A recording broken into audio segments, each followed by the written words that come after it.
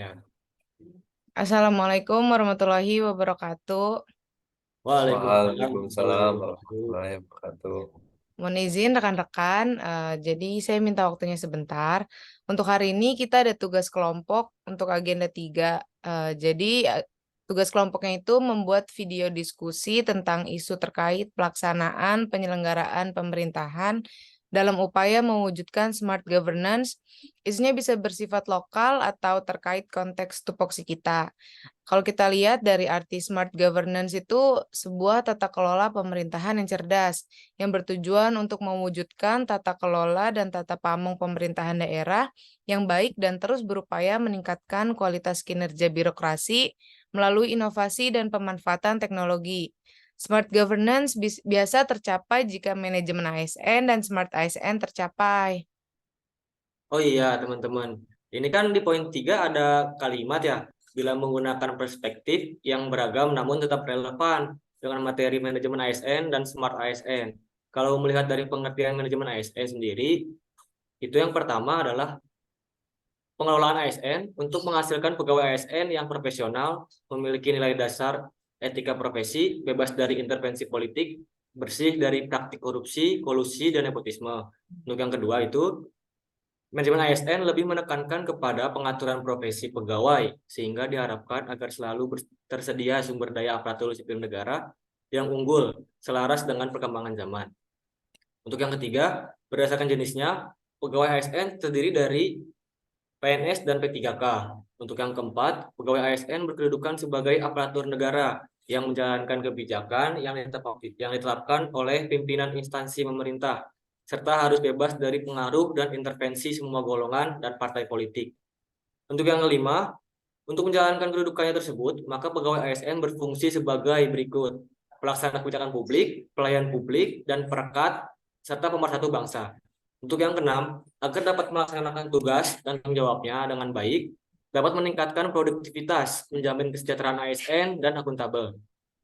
Maka setelah ASN diberikan hak, setelah mendapatkan haknya, maka ASN juga berkewajiban sesuai dengan tugas dan tanggung jawabnya. Untuk yang ketujuh, ASN sebagai profesi berlandaskan pada kode etik dan kode perilaku. Kode etik dan kode perilaku ASN bertujuan untuk menjaga martabat dan kehormatan ASN. Kode etik dan kode perilaku yang diatur dalam Undang-Undang ASN menjadi acuan bagi para ASN dalam menyelenggarakan birokrasi pemerintah. Sedangkan untuk Smart ASN sendiri, untuk yang pertama adalah ASN dituntut untuk tidak gaptek, gagap teknologi, dan informasi, yakni dapat mengoperasikan dan memanfaatkan aplikasi-aplikasi produk IT, termasuk dapat dengan bijak memanfaatkan internet yang digunakan dalam meningkatkan efektivitas dan efisiensi untuk meningkatkan kinerja dalam rangka meningkatkan kualitas tugas dan fungsinya dalam pelayanan dan pengabdian kepada masyarakat. Untuk yang kedua, ASN menguasai bahasa asing. Seorang ASN selain menguasai bahasa Indonesia dengan baik dan benar, juga memiliki kemampuan menguasai bahasa asing seperti bahasa Inggris, bahasa Mandarin, dan bahasa yang lainnya. Untuk yang ketiga, ASN memiliki sifat dan sikap hospitality. Hospitality atau keramahan adalah memiliki sifat baik hati dan menarik budi bahasanya, manis tutur kata, dan sikapnya dalam setiap menjalankan aktivitas pelaksanaan tugas dan pekerjaan khususnya dalam menampilkan pelayanan prima kepada masyarakat. Untuk yang keempat ada ASN memiliki kemampuan networking. Networking adalah menjalin hubungan dengan orang lain atau organisasi yang berpengaruh positif pada kesuksesan profesional maupun personal. Untuk yang kelima, ASN memiliki jiwa entrepreneurship. ASN dituntut untuk memiliki kemampuan entrepreneurship, yakni berjiwa kewirausahaan yang ditandai dengan dimilikinya keberanian, kreativitas, inovatif, pantang menyerah, dan cerdas dalam menangkap dan menciptakan peluang serta tanggung jawab. Oh ya teman-teman, untuk isunya bersifat lokal atau terkait konteks tupoksi kita, bagaimana kalau kita ambil isu yang lagi booming akhir-akhir ini, yaitu tentang oknum ASN Pemkab Sitaru Sulut yang jadi tersangka korupsi dana desa 2,2 miliar. Oknum ASN Pemkab Kepulauan Sitaru, Sulawesi Utara, berinisial FG ditetapkan sebagai tersangka kasus dugaan korupsi dana desa 2,2 miliar. FG ditahan bersama dua orang tersangka lainnya yakni LT dan AT. Setelah dilakukan pemeriksaan, maka diperoleh bukti yang cukup untuk dilakukan penahanan yaitu tersangka FG, LT, dan AT dikatakan Dirkrimsus Polda Sulut Kombes Narsriadi kepada Detik.com Kamis 29 Juli 2022. Narsriadi mengungkapkan FG merupakan ASN di Dinas Pemberdayaan Masyarakat dan Desa atau PMD Kabupaten Sitaru, sementara LT merupakan Direktur CV Inti Berkat Indah dan AT adalah seorang karyawan swasta. Kasus korupsi dana desa ini dilaporkan ke polisi pada 9 Desember 2021. Pada tahun 2019 telah dilaksanakan proyek pengadaan pemetaan desa pada 70 desa di Kabupaten Kepulauan Sitaru. Menurutnya, pada saat itu proyek tersebut dilaksanakan oleh CV Inti Berkat Indah. Dari hasil pemeriksaan diketahui anggaran proyek yang bersumber dari dana desa tersebut disalahgunakan. Pelaksanaannya dilakukan secara melawan hukum dan atau menyalahgunakan kewenangan, memperkaya diri sendiri atau orang lain sehingga mengakibatkan kerugian keuangan negara senilai 2 miliar 2,2 miliar katanya. Nasiradi menuturkan bahwa FG selaku ASN di Dinas PMD melakukan manipulasi anggaran. Akibatnya, proyek pekerjaan pemetaan desa tersebut dapat teranggarkan namun tidak melalui proses perencanaan sesuai dengan peraturan yang berlaku. Manipulasi penganggaran dengan seolah-olah anggaran untuk kepentingan publik tapi tidak dapat dipertanggungjawabkan jelasnya. FG bahkan ikut memfasilitasi pekerjaan tersebut sehingga dapat dilaksanakan oleh CV Inti Berkat Indah, perusahaan yang tidak memenuhi kompetensi dan spesifikasi sehingga menyebabkan terjadinya kerugian keuangan negara. Pelaksanaan pekerjaan tidak sesuai spesifikasi sehingga tidak dapat dimanfaatkan, imbuh Nasriadi. Sementara peran dari LT dan AT yaitu melaksanakan pekerjaan tidak sesuai spesifikasi teknis. Keduanya juga meminta pihak desa untuk melakukan pembayaran sebesar 35 juta terkait pekerjaan yang tidak sesuai spesifikasi teknis tersebut.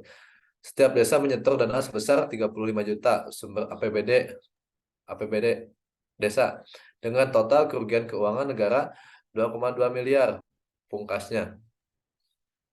Nah, kalau kayak gitu boleh tuh kita ambil di situ. Gimana yang lain?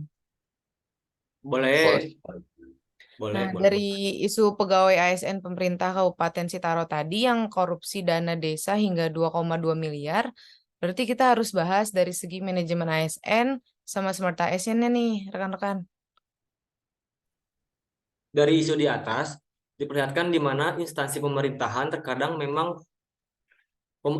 memandang tentang sistem informasi dan teknologi sebagai kebutuhan yang sesaat dalam pemanfaatannya dan masih minim dalam integritas yang mumpuni dalam melakukan penerapan pada sistem informasi dan teknologi.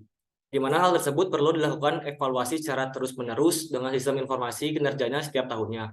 Berdasarkan berita dari Detik Cusel tersebut, kita dapat melihat bahwa oknum ASN Kabupaten Sitaro belum memanfaatkan informasi dan teknologi secara optimal, terutama dalam sistem pelaporan keuangan.